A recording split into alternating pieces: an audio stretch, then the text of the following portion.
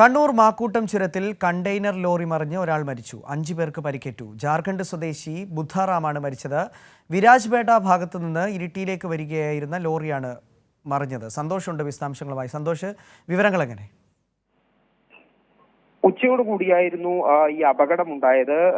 കണ്ണൂർ ജില്ലയെയും ഈ കർണാടക സംസ്ഥാനത്തെയും തമ്മിൽ ബന്ധിപ്പിക്കുന്ന മാക്കൂട്ടം ചുരം പാതയിലാണ് വാഹന അപകടം ഉണ്ടായത്. വിരാജ്പേട്ടയിൽ നിന്നും ഇരിട്ടി ഭാഗത്തേക്ക് വരികയായിരുന്ന കണ്ടെയ്നർ ലോറി നിയന്ത്രണം വിട്ട് മറിയുകയായിരുന്നു.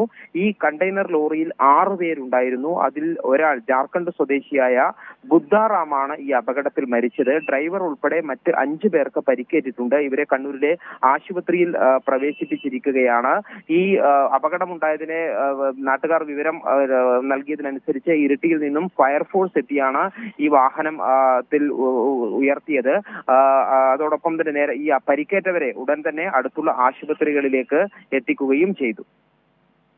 ശരി, കണ്ണൂർ മാക്കൂട്ടം ചുരത്തിൽ കണ്ടെയ്നർ ലോറി മറിഞ്ഞ ഒരാൾ മരിച്ചു. 5 പേർക്ക് പരിക്കേറ്റു. പരിക്കേറ്റവരെ ആശുപത്രിയിൽ പ്രവേശിപ്പിച്ചു. ഫയർഫോഴ്സ് എത്തി കണ്ടെയ്നർ ലോറി ഉയർത്തുകയും ചെയ്തു. വിവരങ്ങളാണ് സന്തോഷ് നൽകിയത്.